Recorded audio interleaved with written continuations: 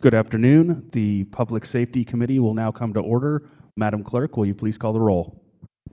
Alderman Oldenburg. Here. Alderwoman Clark Hubbard. Alderwoman Keys. Here. Alderwoman Velasquez. Alderwoman Sanye. Alderman Aldrich. Present. Chair Narayan. Here. We have 7 present. We have a quorum. Thank you, Madam Clerk. At this point, I will entertain a motion to approve the minutes of Thursday, November 30th, 2023.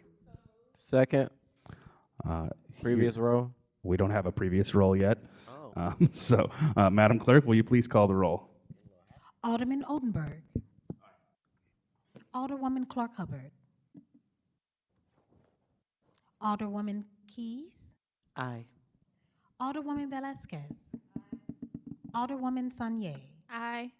Alderman Aldrich. Aye. Chair Narayan. Aye. Alderwoman Clark Hubbard. Aye. We have 7 aye votes. Thank you. With that, we have approved the minutes. And today, we just have one board bill, and then we're going to move on to the 911 system discussion. But at this point, Alderman Volmer, if you could please proceed on Board Bill 84. Okay, thank you, Chairman, members of the board. Board Bill 84 is going to be what we call a ditto bill. We've already passed this once. It did not make the agenda of E&A, which is required by it, so it has been passed through E&A. This is a Homeland Security grant to help the firefighters buy necessary equipment, which they actually already have ordered. So I will make a motion to adopt Board Bill 84. I move that we pass Board Bill 84 out of committee with a do pass recommendation. No discussion? Any discussion? Oh, I was just, are we going down the line or? No, I mean, if anyone wants to weigh in on this again. Well, yeah. Chair, are we going to accept the first and the second? I think I heard Sanye say she moved. I didn't hear the second. Second. Thank you. Any discussion, Alderman? Yeah, I just had a quick question. I know it was held up because it went through E&A. So has it got approved through E&A again before we try to approve it again? Yeah. The discussion is this has been recommended now by the Board of E&A is how the board starts. So it's gone through the necessary procedures. We actually passed this out last spring, but E&A had failed to put it on the agenda. So I'm saying this go around, it went through E&A and passed already. Because I know when we have board and apportionment bills, they have to go through E&A first before we pass it. So E&A is already approved. Yes, they've now recommended this. Okay. So yeah, now we're just trying to make it legal so the firefighters can get their equipment. Gotcha. All right, any further discussion? All right, well, all in favor signify by saying aye. Aye. Opposed? No, we have to take a vote. Oh, we do have to take a roll call. All right, Madam Clerk, please call the roll. Alderman Oldenburg.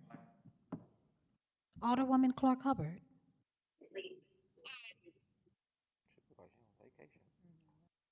Alderwoman Clark Hubbard. Alderwoman Keys. Aye. Alderwoman Velasquez. Alderwoman Sanye. Alderman Aldrich. Aye. Chair Narayan. Aye. Alderwoman Clark Hubbard. We have 6 aye votes. All right, with that, you've sustained the motion, and Board Bill 84 has been passed out with a do pass recommendation. I thank you, and the firefighters, thank you. All right, now with that, we will move to discuss the 911 system. We have Director Coyle here. So, Director, if you would come forward and fill us in.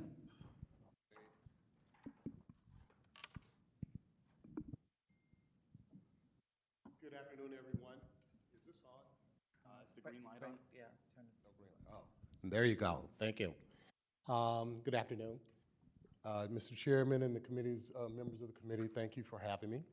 I wanted to just bring you up to date where we are with our 911 center. Before I go there, we have had a sizable decline in crime in the city of St. Louis by 20%. Juvenile shooting incidents have been down by 40% this year.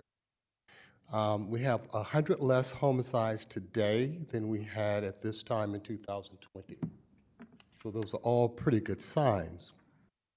And when we take a look at crime with 911, we know how important the 911 center is to addressing and dealing with crime.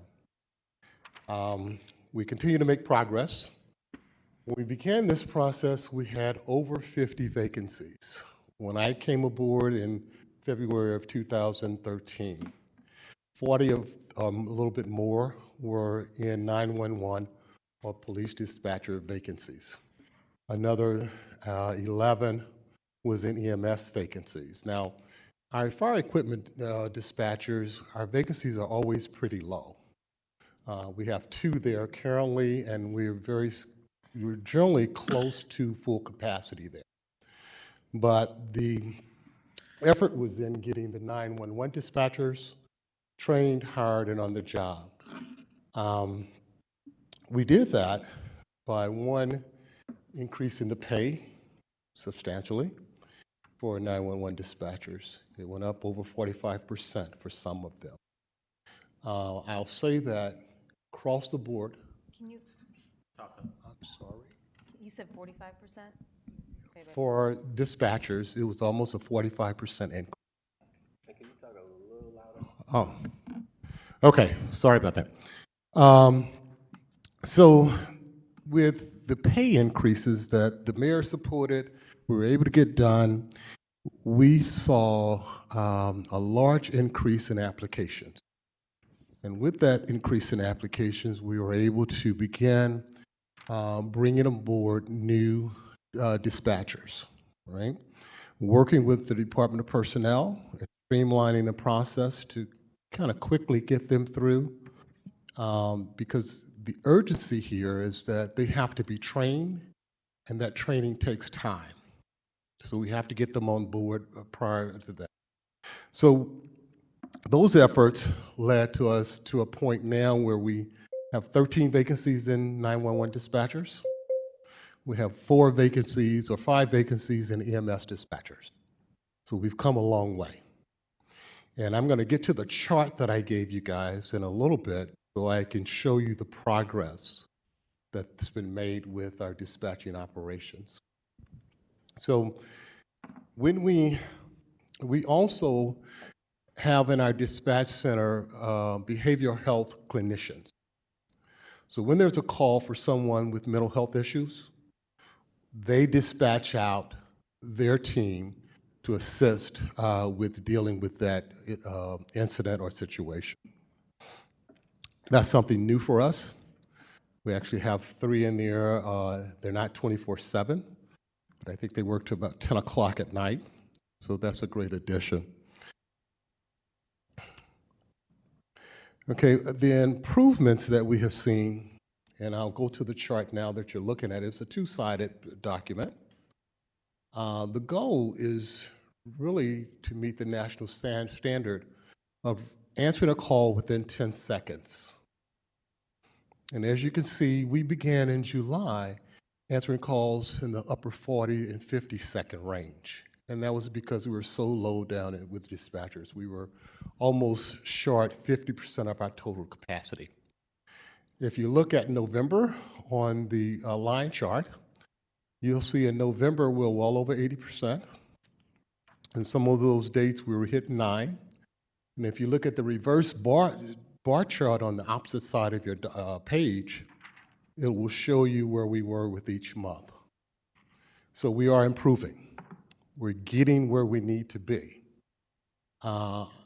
I will cover again the fact that we need to fully train these dispatchers. It takes 8 months to get a dispatcher trained where they can work on their own. So during this time, I have asked people to be patient. and give us until the end of the first quarter of next year to try to come up to full capacity with our staffing and dispatch. I think we can make that. We're off to a very good start. When we see we've come to from 40 to 13, we were at 9, but we're going to have people leaving through retirements. We're going to have people that realize the job may not be for them. So we're going to have turnover. We anticipate that in all dispatch areas. So this is why I'm not saying that we will get there sooner than the end of the first quarter. By the end of the first quarter next year, we will know if we have dispatchers that are going to stay with us. It takes a certain type of person to do this. A dispatcher is a first responder. They're part of the scene, though they're not on the scene. They're impacted by the scene.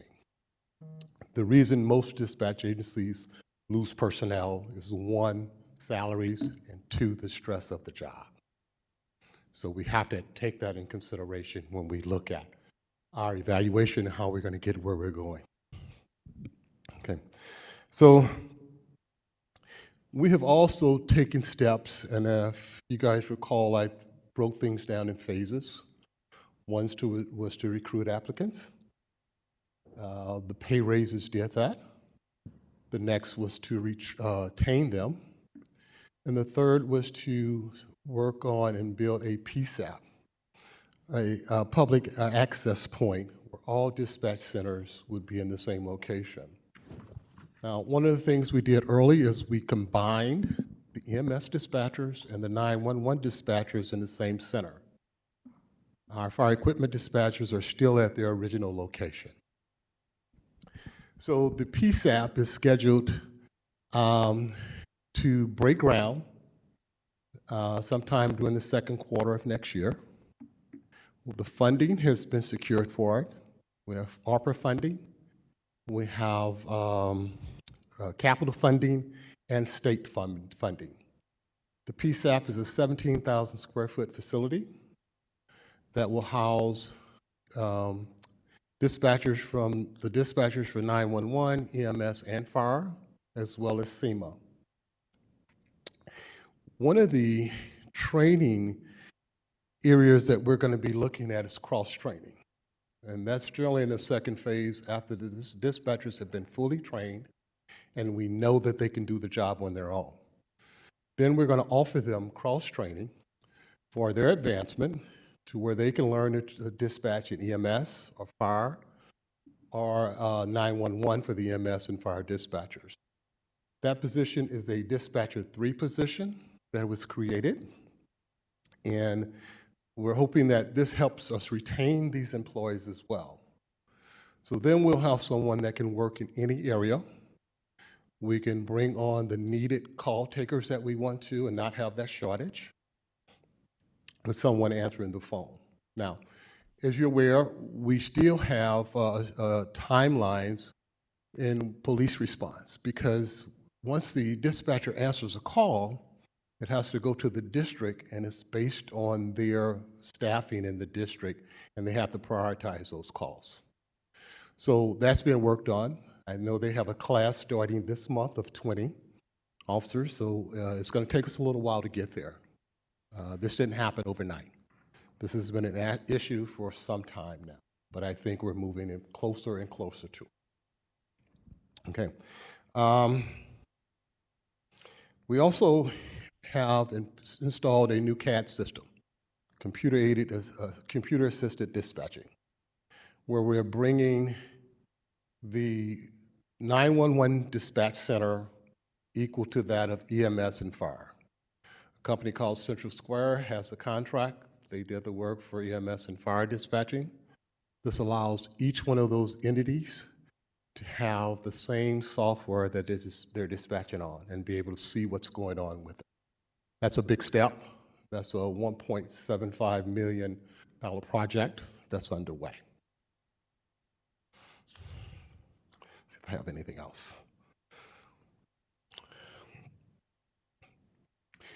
One of the areas that we are looking at to retain employees is with the daycare.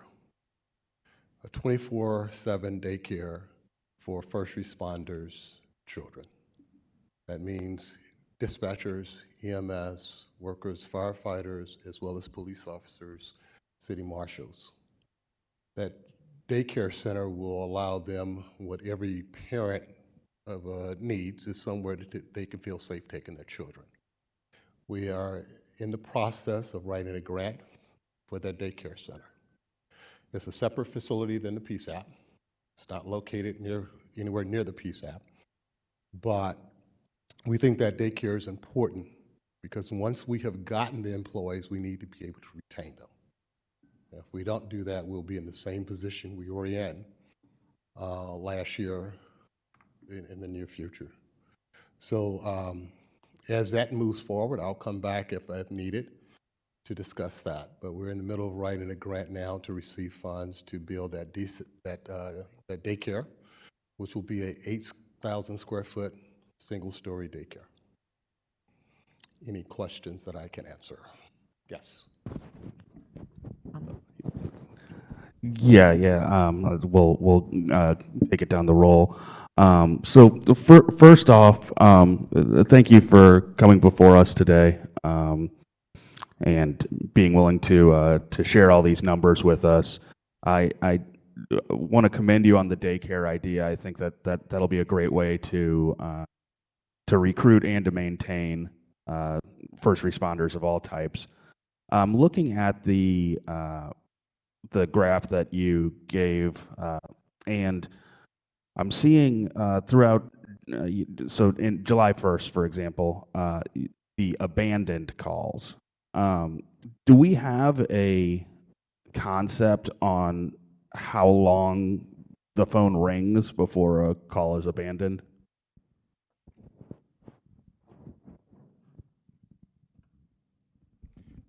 I don't know the time that it takes before it's abandoned, or how long it takes for that. I don't have that information. I will get it. Okay. All right. I guess similarly, do we have any concept on? I know that when there's an incident, oftentimes we get multiple calls about the same issue. Do we have anything that may indicate how many of these abandoned calls may be stemming from the same issue based on time, location, anything like that? No, we don't have anything that breaks it down like that for us.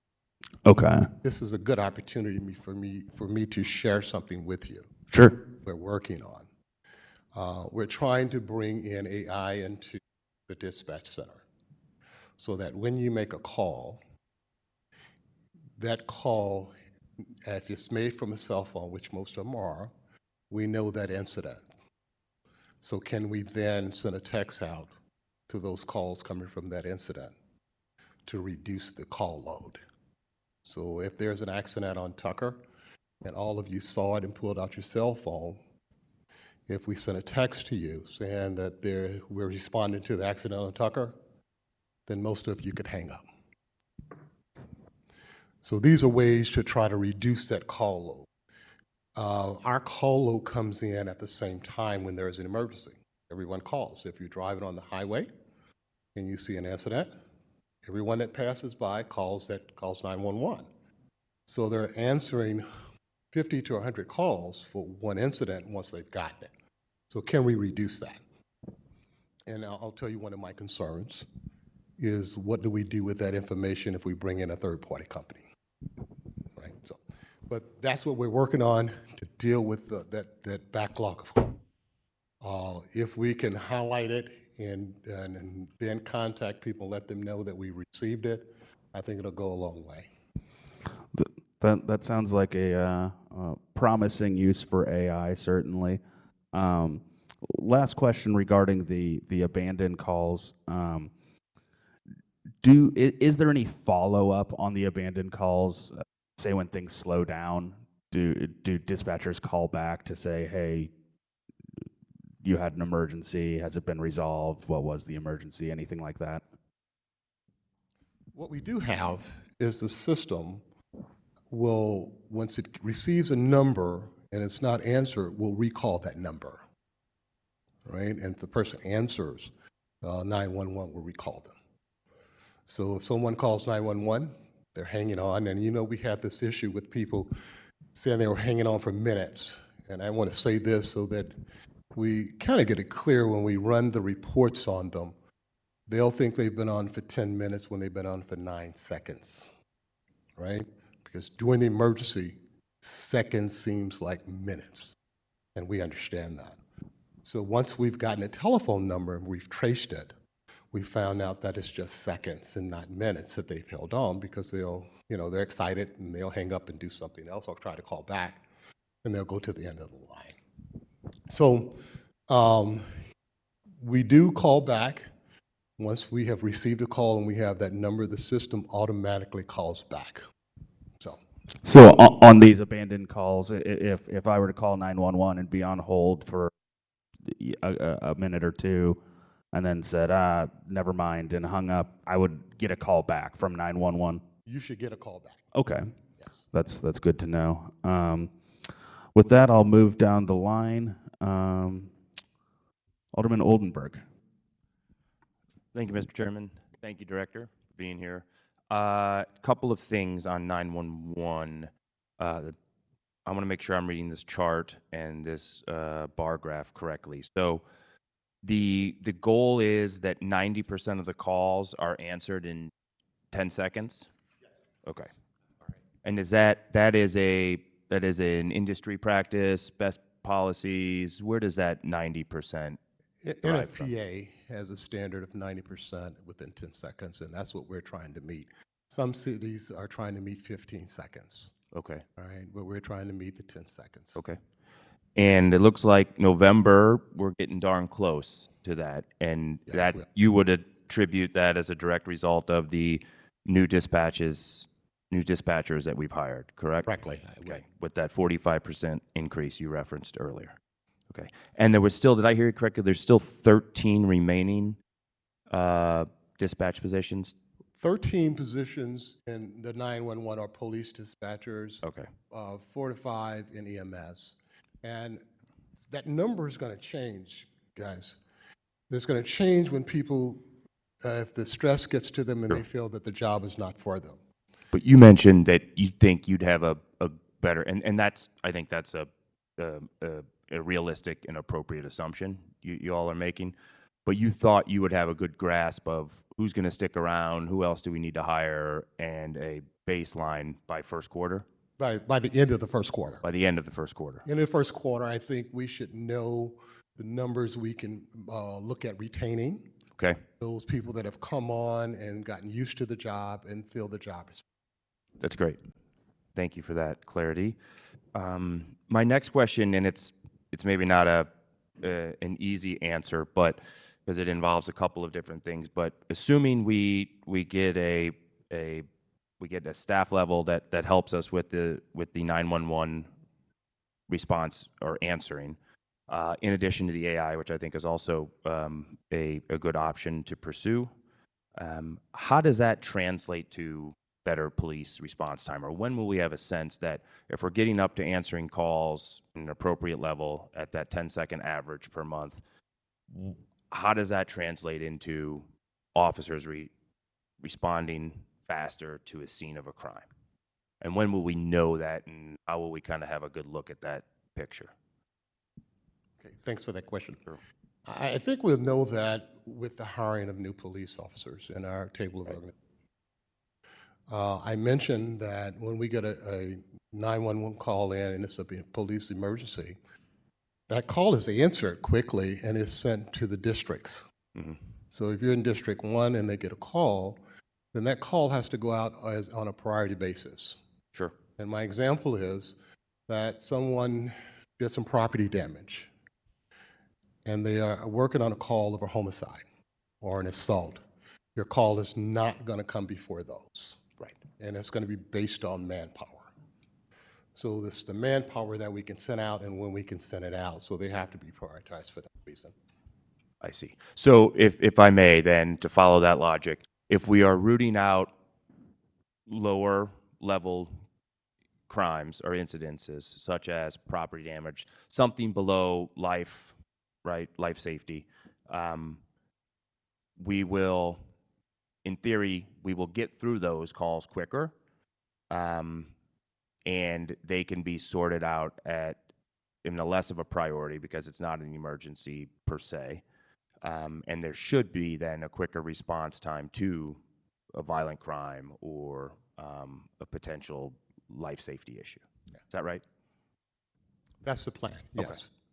That, I think, that logic makes sense to me, and I applaud these efforts. So I don't have any other questions. Maybe at a later time around the daycare center, how we might plan to fund that. I think that also is a noble pursuit to give parents who are also workers an option. So maybe we can unpack that at a later time, but I do look forward to hearing more about that. And if it's all right, Mr. Chairman, not now, but maybe after the 911 discussion, I was hoping we could maybe just modify this agenda. And if the director is willing, I'd like to ask some questions about the MSI, some of the safety concerns and issues of that property, if you'll indulge us at the end of the 911 discussion. okay. That works for me if the director is comfortable with that. Did you say MSI? Yeah, the workhouse, the current safety concerns that were there. A couple people got locked in there for trespassing. There's some holes in the fence. It looks like kind of a dump. So I was hoping that maybe afterwards we could come back to just discuss that point, if you're okay. I'll give you what I can on that. Okay, That facility is the facility is vacant, I understand. right? And so that's more, probably doesn't fall into my arena as much. Okay, I'll give you what I can. okay. That's great. Thank you, Director. All right, we'll move to Alderwoman Clark Hubbard.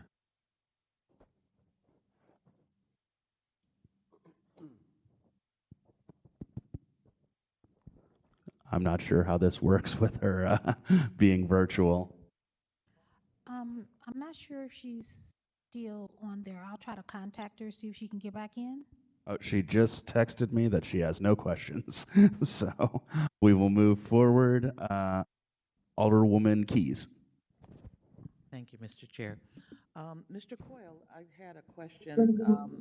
You mentioned that there has been a 45% salary increase for these positions, just for the people at home. Where did we begin and where are we at now in terms of salary? What was the salary increase, 45%? What is it now? If my memory doesn't fail me. We were at biweekly, I think, 1,500, and we went to 1,799 biweekly. I do believe that's what it is. But I will verify those numbers, but I do recall it being. You don't recall the annual salary? Oh, no, the For both? biweekly salary. All right, no worries. So the next question that I had, I am excited about the daycare, but I'm wondering, there are facilities that are out here that are 24-hour, that in some cases may be even more convenient for those who are still in the parenting game, to get their children to. Has your office looked at possibly contracting with some of those facilities that they could take the children of those persons working and pay for it from the city? The other question that I had, which is kind of twofold, and again, this is regarding daycare. The daycare cost for the facility that you're talking about, will the workers be charged? And if so, would it be at a reduced rate, or would this be free of cost to them? We have not covered the cost of running the operation. The intent is to put an RFP out, I believe, for someone to run the operation for us. I don't think it will be free to employees, and this is why I had to pick my pen up so I could write that question down. I don't think it'll be free for employees, but I would hope we're able to do it at a reduced rate. Okay. But something that firefighters and police officers and EMTs and dispatchers felt was a benefit to them. So I think it's something where the employee needs to feel that it's a benefit and that the children are safe when they're there, to make them want to take advantage of it. I understand, but you know, when I take a look at daycare costs, and then I want to make it clear, I am out of the parenting game, woo-hoo. But I do remember what daycare costed. Yes. And my husband and I had 2 children in daycare at the same time, and it was more than our mortgage. And I imagine it is probably the same situation today, maybe. If we have someone possibly on our panel who's in the kid game, they may be able to speak to this. I am very happy that some thought went into how do we support our 911 staff or emergency responder staff. But that elevation in pay goes right out the window when you take a look at what childcare could possibly be. So I hope that maybe there could be some grants out there that maybe the office could apply for to assist those persons in the workforce who are active parents at this stage of their life. Thank you. Perfect. Well, you know, any suggestions you take a look at. Goal is to keep our employees in the city of St. Louis. Now, in my career, I have experienced where we became a training ground for many of the counties. So we want benefits that maintain our employees right here in the city. So I'm glad to hear what you've said. I've written it down. And I want to make sure that that hits the discussion, because we don't want to take away the pay raise, because that doesn't give you a reason to stay. Exactly. We want to give you a reason to stay here and do the job that we're asking you to do. So thank you for the question. Do you have anything further, Alderwoman? Oh, I yield. Thank you so much. All right, then we will move to Alderwoman Velasquez. Thank you for being here, Director Coyle. Sort of on that same vein of the pay, do you know how it compares to other cities? Like where even with the pay raise, how our pay compares to, and even other municipalities in the region, but even cities that are comparable to St. Louis? When we began with the raises, I thought we were doing, getting really close or beyond some others, but they began to make moves as well. So that's going to be a moving target, because everyone's dealing with shortages. I know when we first gave our dispatcher pay raises, we thought we were in pretty good shape, but then we noticed some other counties that bumped theirs almost immediately. So it's going to be something that we're going to have to take advantage of. We're going to have to sell the other benefits of working for the city of St. Louis, along with those pay raises.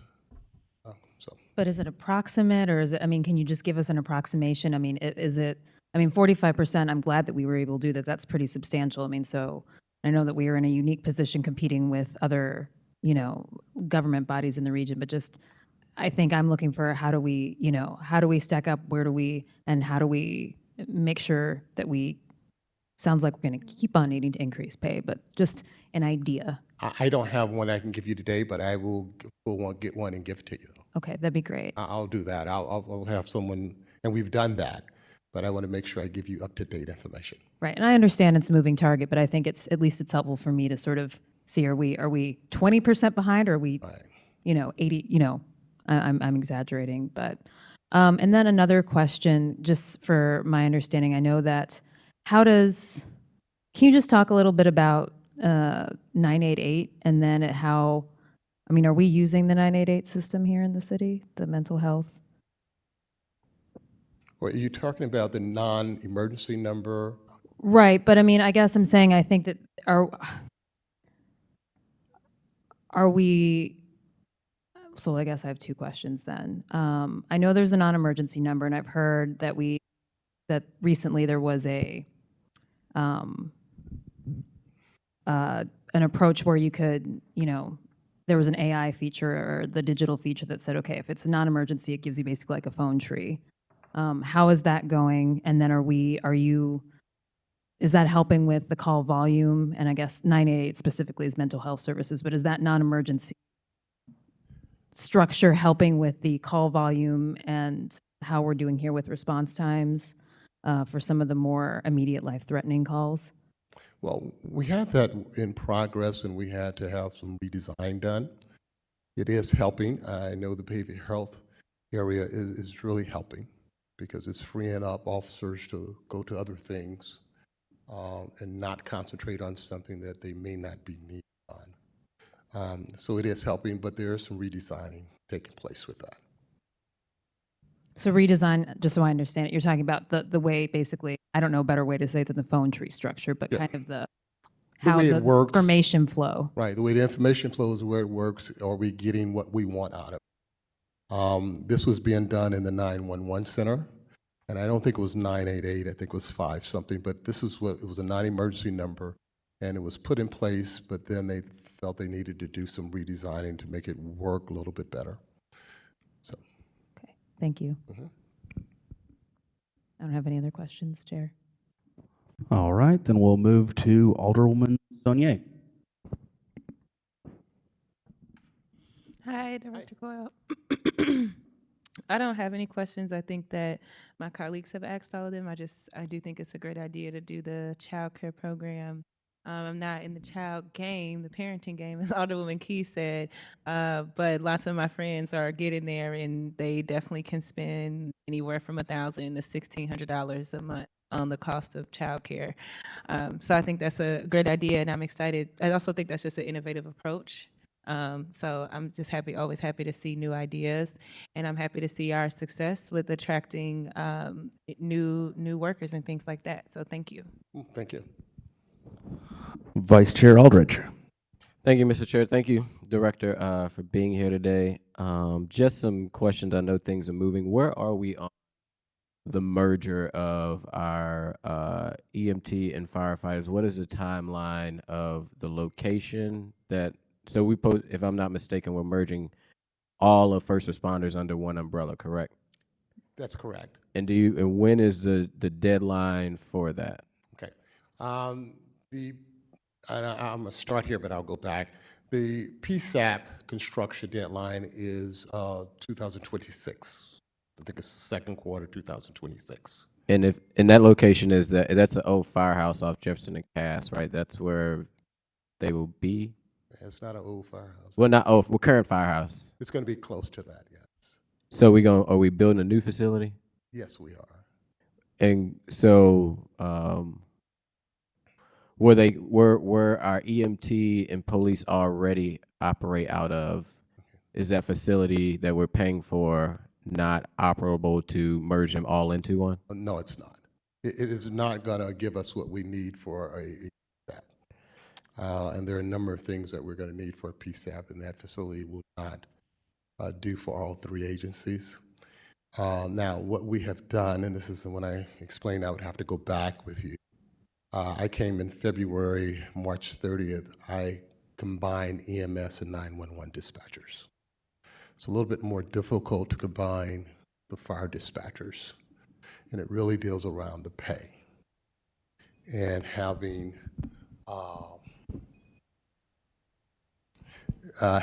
pay and morale. So I don't want anything that disrupts the morale that we have right now.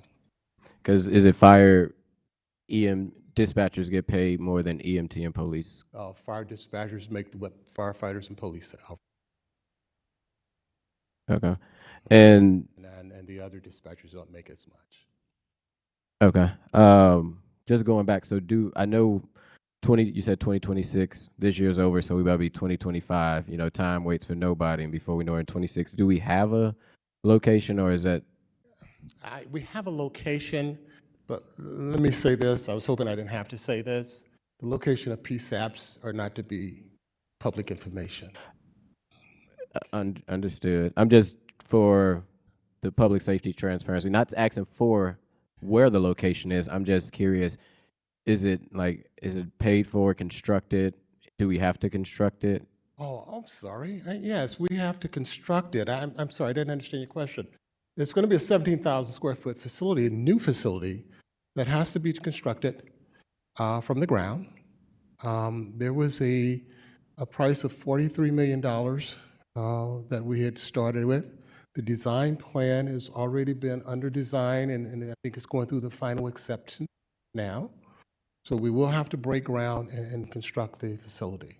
And all the funds are covered for this facility, like they're already allocating everything and Yeah, well, I don't know about allocated, but the funds are covered through ARPA funds. We had the city put up $20 million. The state gave $10 million, and the other portion is going to come from capital funding.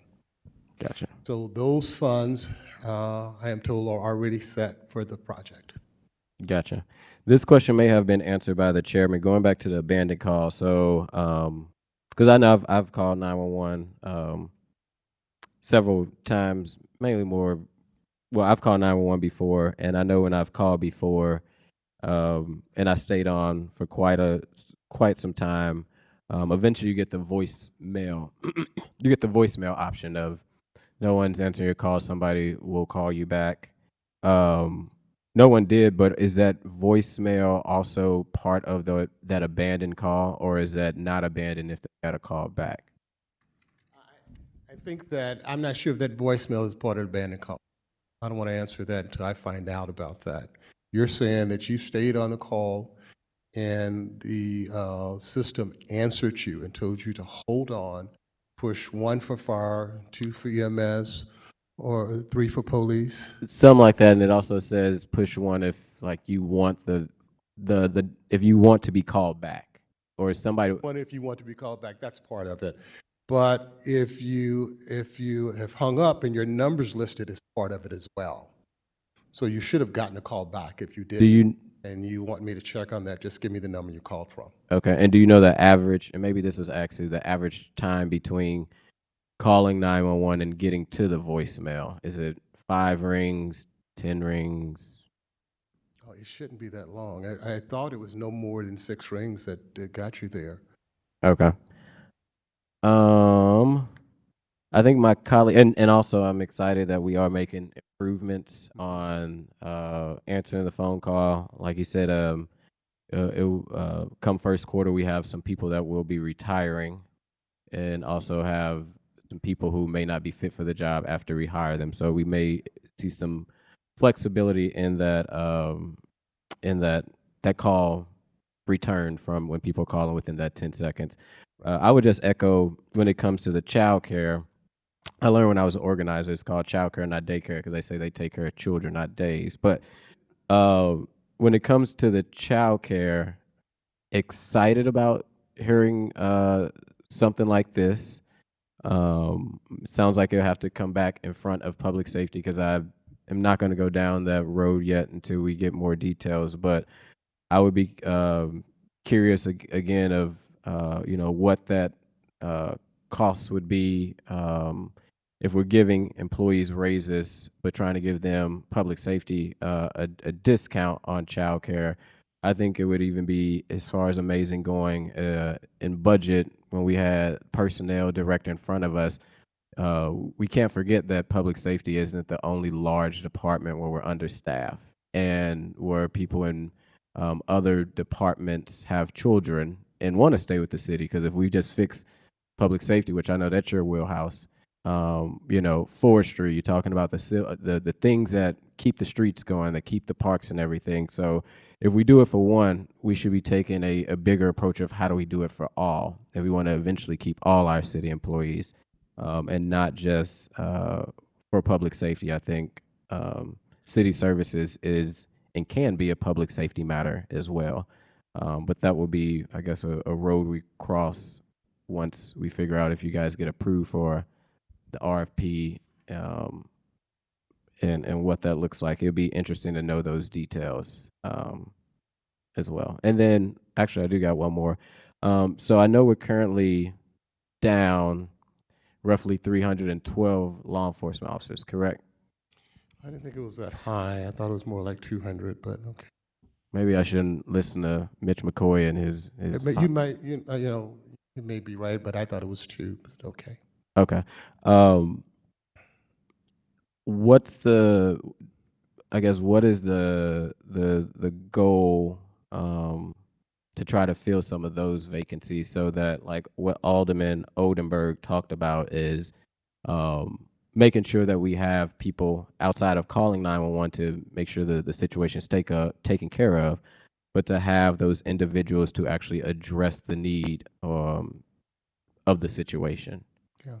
Well, I think the police department, Chief Tracy, has been working also with with the Department of Personnel to recruit officers, to make sure they get through the process quickly, and there's not a lot of wait time.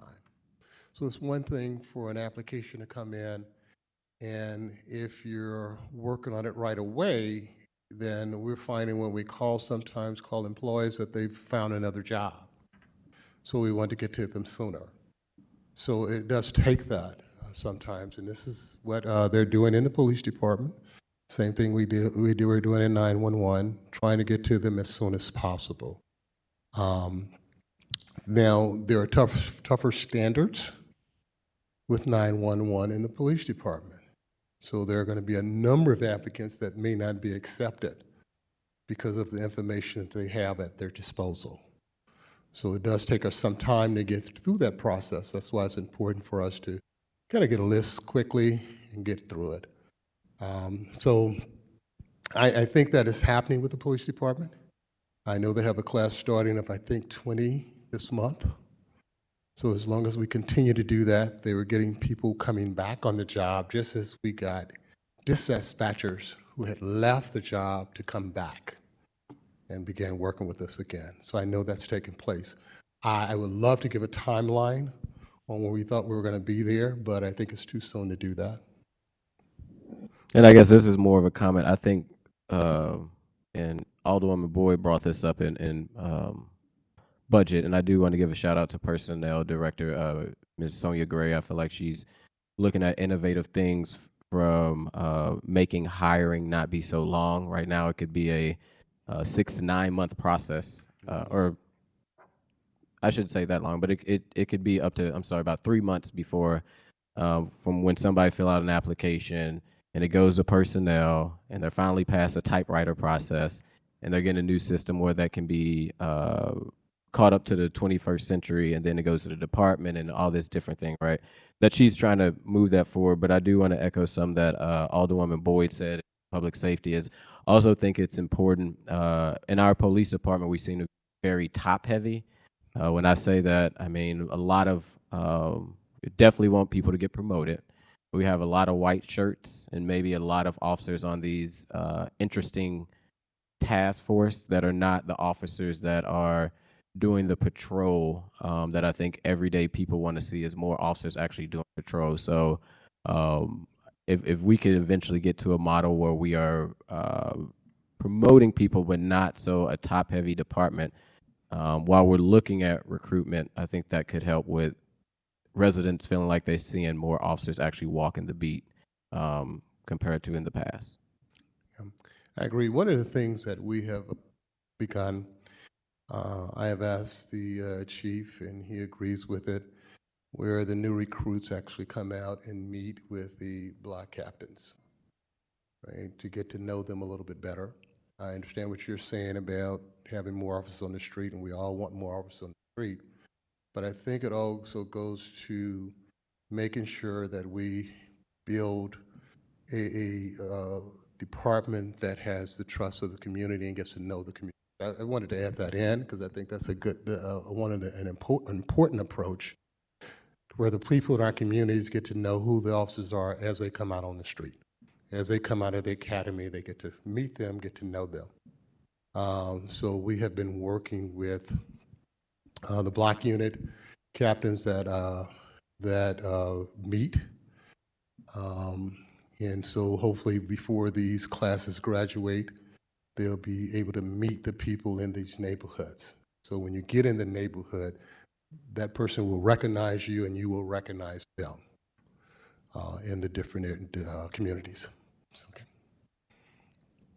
Do you have anything further? One last thing I would say, as we talk about block captains, because this came up on our Rams 911 block captains, as this came up on our Rams 911 survey. I know the city don't really do that anymore.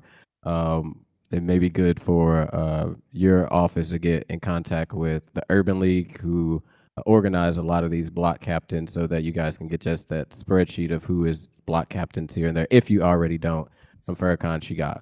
I know him. Actually, we're involved with Mr. Farrakhan with work that we're doing on crime data. My office works closely with him. I send someone to his meetings. I have met with him. This is where the block unit captains come from. They have district areas that I've gone to the meetings for. So that's, when I talk about block captains, I'm talking about that organization. All right, thank you. At this point, I'll open it up to any questions from non-committee members. It looks like Spencer and Schweitzer are both here. Any questions? None from Schweitzer, any from Spencer?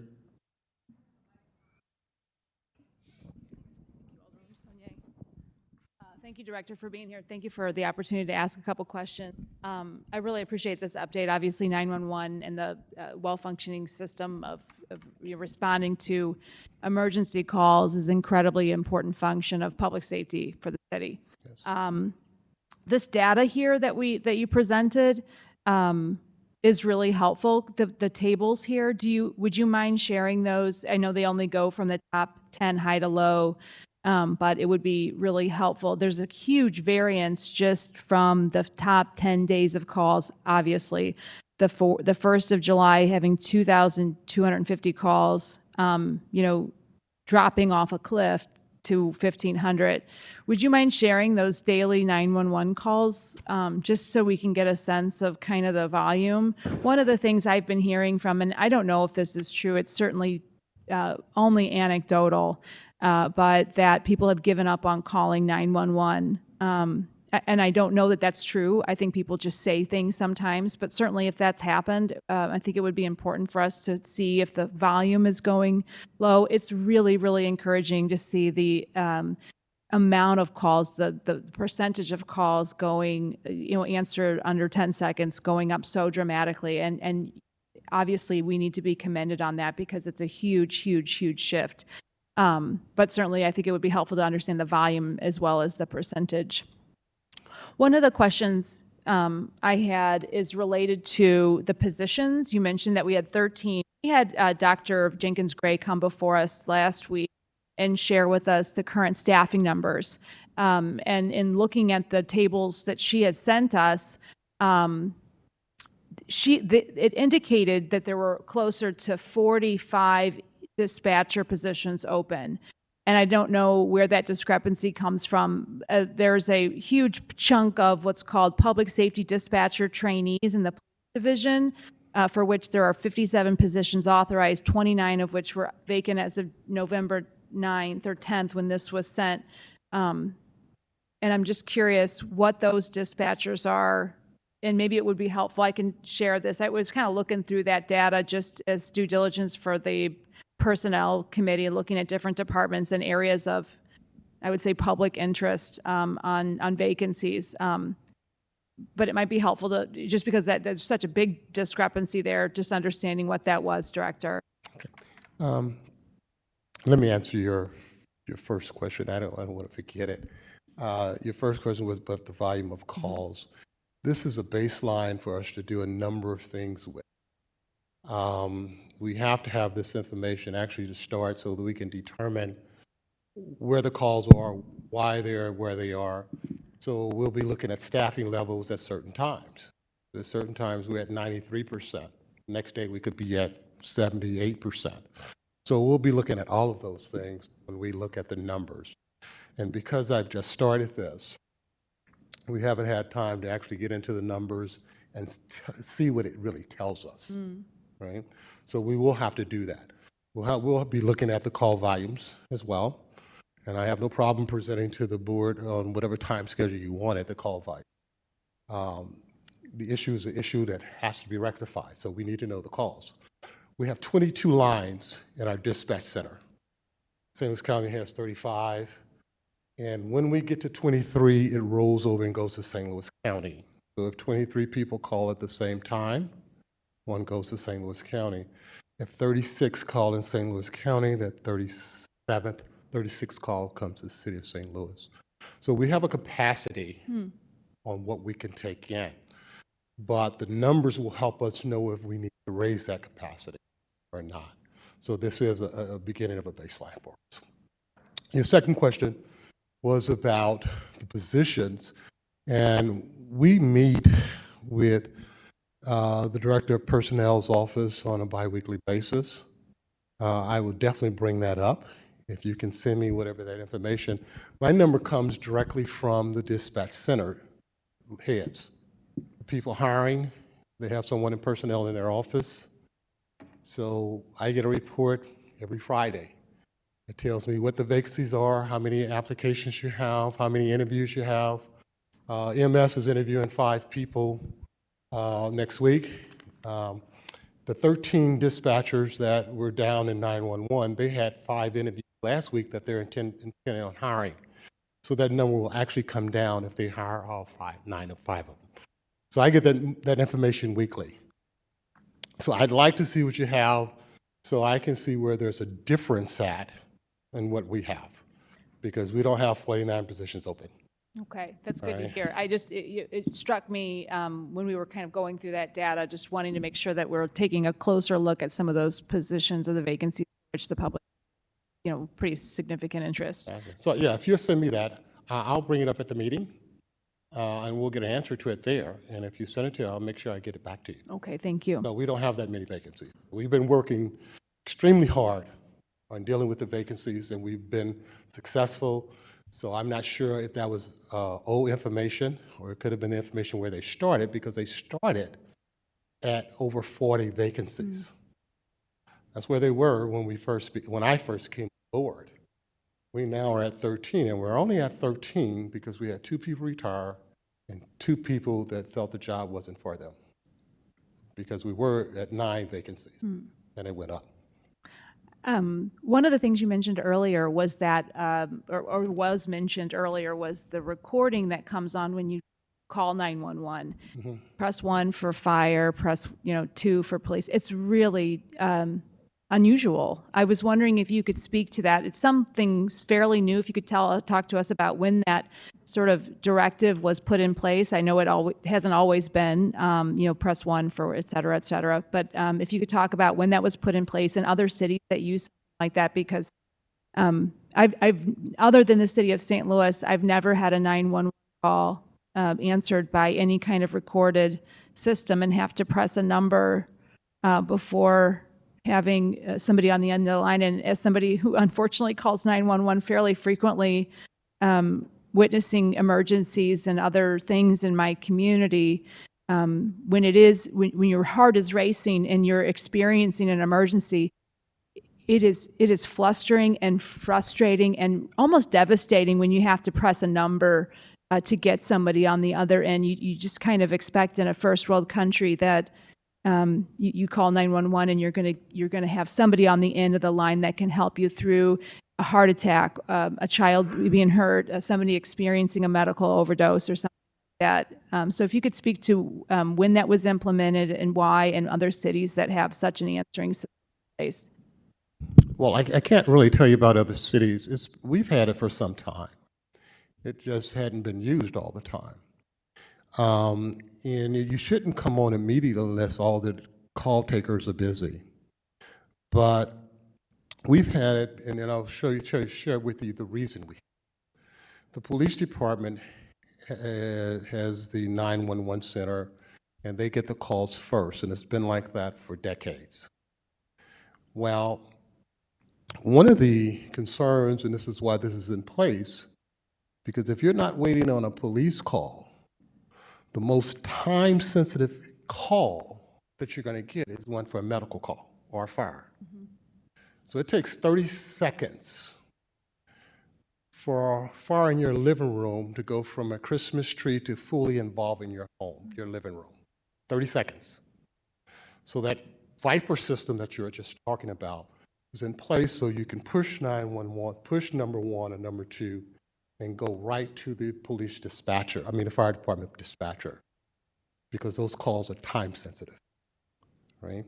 The time you call and the time a responder gets to you is critical with those, with EMS and with the fire call. Now, not that the issues we have where we need police officers are not critical, but they're not as time sensitive. Those two are time sensitive. So if you call and someone is there with you that is having a cardiac arrest, you need to be able to push that button to get right over to someone so they can tell you as a caller what you can do while we're on the way, because while they're telling you that, they've already sent something to you.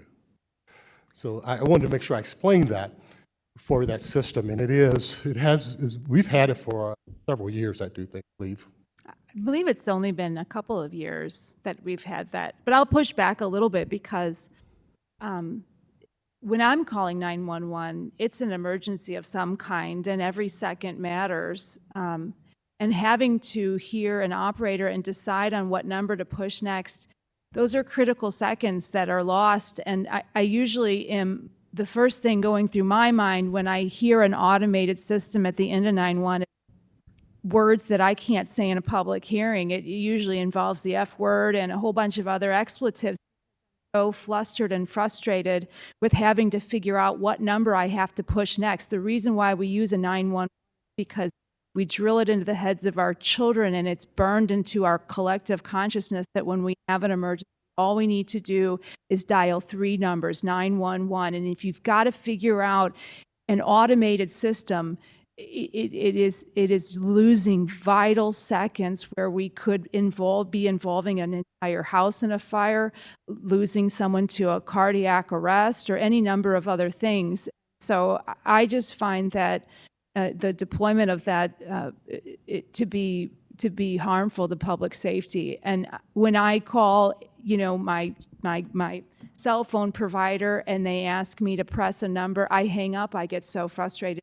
Same happens with 911. We shouldn't have to. You should have to press is those 3 numbers. Got you. I'll make a note of that, and I will hold it for discussion when we meet. But I do believe the Viper comes on when someone can't answer, and I'll verify that. Okay. But if there's no one to answer, because the call takers may be at a different location, then the people get into the phone. So I see your point. I understand your point, but I will at least bring that up, and we'll have discussions about it. Okay, I appreciate it. It does feel like a delay tactic, and one that is really discouraging on the other end. My last question is about the full cost of the PSAP, the combining of the fire and the systems under one roof. We've been talking about this for as long as I've been down here. If you could provide us, it's encouraging to hear that we have the funding lined up between some ARPA money, some state money, and federal funds. The last projected estimate I had seen on the cost of that physical location was somewhere in the ballpark of $30 to $40 million. If you could provide us with the cost estimate, that was probably 7 years ago. So I haven't seen a new cost estimate of what that combined system, the physical location and the technology necessary to combine those things is, and identify the funding sources for the full cost of that system. It would be very helpful. Okay. I'll provide it to the board, but you mentioned location in there. And again, I'd like to leave that out. I don't mind telling you guys about it. Not the physical, not the location of it, but I guess what I'm asking for, Director, is the cost of building the combined system, the physical location, not necessarily where the location is, but just the building. I understand the cost of building out the facility. Mm-hmm. And then there's a cost for the technology, and then there's a cost for training everybody to be able to use it. So it's my understanding there's sort of 3 components to the full cost of that whole new system. And so if we could have that sort of, if what we have is funding lined out to do that work, it would be helpful to know what we've budgeted in for those components of it, as well as what the funding sources are for the full combined system. Okay. but not necessarily, we don't need the physical location, to your point. Thank you. Thank you. Was that all you had? Chairman, that's all I have on this. I thank you for the opportunity to and participate in your hearing. Absolutely. So at this point, I'll go back to Alderman Oldenburg on his question regarding MSI. Great. Thank you, Mr. Chairman. And Director, this is not an ambush. I just want you to know that this was discovered last week by city officials that on 16 November, 2 or 3 individuals trespassed onto MSI and the workhouse's property. They actually got themselves locked in the facility and had to call for help. So that triggers some concerns for me, given that the Division of Corrections rolls up to Public Safety. I thought I could ask a few questions, A, to alert you of that, and B, to confirm if you know if any of the holes in the fences have been fixed where people are able to get into, because I do think it's a public safety concern for the general welfare of folks that if it's not secured, and I understand it's running through an RFP process, I understand that it's vacant, but I still do think it's the obligation of some government unit to maintain that property while it runs through its course of being reimagined or the RFP process. So I was just hoping you could maybe confirm if any of those upgrades of safety to secure that property have taken place yet. I don't know if they've been completed. I do know that they have started on trying to make sure people couldn't get in. Okay. But like anything, there's going to always be a new way. Yeah. So, but I don't know that they've been completed or not yet. Okay. Is that something that my office can follow up with yours on, just to ensure that does get done? Or You sure can. Okay. Thank you, Director. Mhm. That's all I have. Thank you. All right. I just have one more question regarding going back to the 911 calls. Just one question, and it just kind of popped into my head. Looking at this graph, we see it really just bouncing up and down. And I went through a little bit, and it seems like we're certainly getting a increased number. Well, I shouldn't say an increased number of calls. The time in which calls are answered drops on the weekends, it looks like. I can only imagine that's because we're getting more 911 calls on the weekend. Yeah, we're getting more 911 calls, and if the staffing is not beefed up on the weekend, we'll see that. One of the reasons why I mentioned that this is our baseline, we get to take each day and look at what's different. How many calls are coming in, right? If people are off on the weekend, we may get more calls. What type of staffing do we have on the weekend for that particular shift? And This will give us an opportunity to review and get deeper into the calls and what type of staff we have on certain days. I'd like to see what we have when we're at 93% versus 70%. So we are taking into account data on, in regard to staffing, we're taking into account data on when we anticipate higher numbers of calls, so that we just have more people to answer those calls. Yes, and that gives us it really gives us the information to help determine what better staffing could be, right? Sure, no, and that makes sense. I just have to imagine, Tuesday morning is going to be slower for 911 operators than Saturday night. I would imagine. I may be surprised. Or a full moon. Yeah. So that is all I have. I'd like to thank you for coming today and coming before us and being willing to answer all of these questions. I know it's never fun, but certainly want to thank you and thank you for your service. And with that, is there any written testimony, Madam Clerk? We have none. All right. Does anyone have any announcements? Doesn't look like it, and everyone was present. So at this point, I will entertain a motion to adjourn. All in favor signify by saying aye. Opposed? We stand adjourned.